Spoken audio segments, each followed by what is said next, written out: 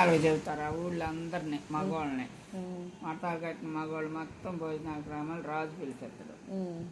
పిలిపిస్తే చంద్రుడు సూర్యుడు వచ్చమ్మా అందరు భోజనాలకు వెళ్తున్నారు కదా మేము కూడా వెళ్ళొస్తామమ్మా అన్నారు.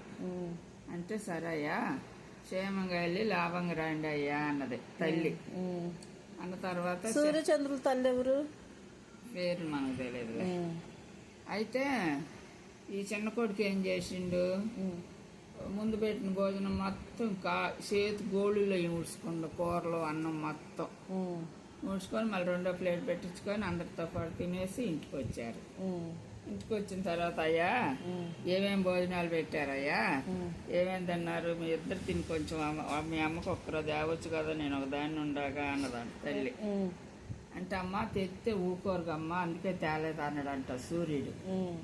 చంద్రుడు అన్నాడంట అమ్మ ఒక ఇస్త్రాకు తీసుకురా అన్నాడంట. ఎందుకయ్యా ఇస్త్రాకు అని చెప్తే 12 తీసుకురా ఇస్త్రాకు అన్నాడంట.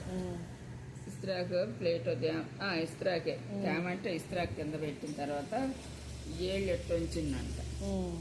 తొంచాలకి ఏళ్ళు భోజనం కూరలు మొత్తం ఇస్త్రాకులో నిండి అమ్మ నీ కడుపు నిండా భోంచేయి అన్నాడు. నా కొడుకు నాకు తెచ్చిండు, తల్లి అంటే ఎంత ప్రేమ కావాలి నా చిన్న కొడుకు అని అప్పుడు వరం ఇచ్చింది తల్లి. సూర్యుడికి ఏమి ఇచ్చింది, పొద్దున్నే లేగొట్టం నువ్వు పీతి ముడ్డులు చూస్తావని వరం ఇచ్చింది.